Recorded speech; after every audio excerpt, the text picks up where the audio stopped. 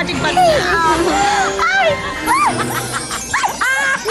Fairy Bubbles, nandiyan ka na pala. Ano ka ba? Ibaba mo na siya. Fairy Bubbles, please. Wait, girl, nakaganti na tayo. Salbahe naman talaga yung batang yan. Ako!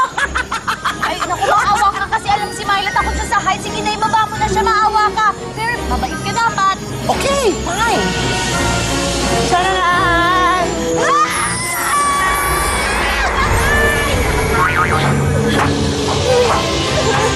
Myla!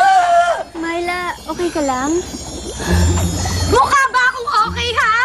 Eh, halos panagutan na ako na hininga doon, no? Hoy, Myla, please, please. Ano ka ba? Dapat mo inaaway si Shane kasi si Shane nga yung nagsabi na ibaba ka, eh. Rose, ang bait mo pala. Ay, salamat sa pag-wish mo na maibaba niya yung batsaang. Tsaka since kayo na ko naman nandyan, ito na wish ko. Hoy, Myla, wag mo kukunin yung wish ko. Huling wish ko na yun, akin yun. Wish ko yun. Ito na wish ko. Na sana, parati akong first honor at saka sa graduation na ako ang valedictorian. At saka, sorry na lang ha, Rose, kasi kahit anong pag-aaral mo next school year, ako parating magiging #1. Sorry na lang. Hoy! Hoy! Batang tema art! Kahit kailan, hindi ba tutupad ang wish mo? Why? Unang-una, dahil hindi pure ang heart mo. Hindi kagaya ni Rose. Di ba? Parang bula ang heart. Crystal clear. Mabait. Sobra ka naman. Okay, ha? Sinisermonan mo ako, ha? Ha? Alam mo, ang nanay ko, CEO. At ang daddy ko, attorney. Ha? Alam mo, ha? Eh, salbahe pala talaga tong batang tema arts na to, no? Kung siyo ang peg mo, eto sasabihin ko sa'yo, no? Huwag na huwag kang magmamaldita kay Rose dahil kahit ganyan, marangal ang trabaho, malinsang puso at diwa. Che! Che! Naku, Myla! Huwag mong awayin kasi fairy godmother ito. Baka... Once na inaway mo tong alaga kong si Rose, nako, mawawala kang parang bula. Ha? Hamon ko yan sa'yo. Eh, Myla, halika na. Ayoko dito ka ba? Wala pa tayong parang mula. I don't like it! Yung arte mo, ha? Ame! Damit eh! May sakit. Ako, Rose.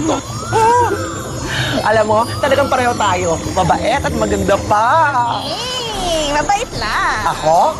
Pero bawiin mo muna maganda ako. Ang ganda-ganda mo. Oh, wish, go. Ang wish ko, isa, di ba dapat ang wish ko na lang ay nakakaginhawa ng isip? Ito makakaginhawa ng pag-iisip namin ni nanay. Dahil pag natupad tong wish na ito, I'm sure hindi na kami mamumroblema ni nanay sa mga gagastusin namin, pambili ng pagkain, pambayad ng kuryente. Lahat-lahat, magiging peaceful na kami ni nanay.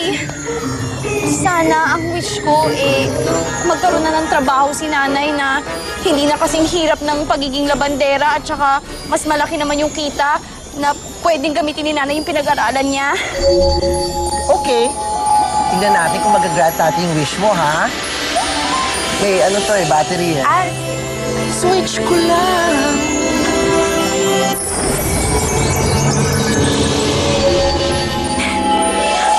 Rose! Mrs. Torres? Rose! Hey, Mrs. Torres, bakit ho?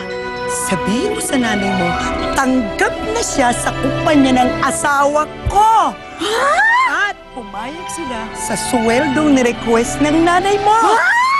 At maaari na siyang magsimula sa Lunes! Totoo ba yan, Mrs. Torres? Yes! Nay! Nay! Ano? Nay! Ano? Alam niyo ba, sabi ni Mrs. Torres, tanggap na kayo dun sa kumpanya ng asawa niya, magsisimula na kayo sa Lunes! Nag-umpisa na ako na? Nag-umpisa na ako? Anong gagawin? Anong gagawin ko na? Ano? Tatali ko ba yung buhok ko na? Lulugay ko ba? Dapat maganda ako dun kasi na first... Hoy! Hoy! Di mo ako pinapakinggan eh. Bakit nangangati na naman yung ilong mo? Nako, meron ka na namang gustong sabihin eh. Anong gusto mo sabihin? Ay, gusto ko lang sana humingi ng tawad kasi hindi ho naging komportable dun sa naging trabaho niyang pagiging labandere. Dapat hindi ko kinahiya yun. kasi naman ho, dala siguro yun ng pang-aasar sa akin ni Myla, kaya ho, parang kinahiya ko yung trabaho niyo. Na, tandaan mo to ha. Walang masama kung labandera ka, planchadora ka, yaya ka, o kasambahay ka. Parang ano trabaho yun eh. Nanay, kaya nga ho nahihiya ko kasi naramdaman ko yung dati. Tsaka, na-realize ko ho na ang hirap-hirap pala ng ginagawa niyo. Kaya, pero kalimutan na natin yun. Tapos na yun, nak eh. Ang importante, alam mo na ngayon kung anong tama at mali. Hmm? Teka. Kanina nagtatalon tayo eh. Tapos ngayon, nagdadrama tayo. Nanay. May bagay sa'yo. Ay talaga. Oo. Sige, balik na tayo. Sa clip ko kasi, hindi ako sanay na... Tanggap ka na!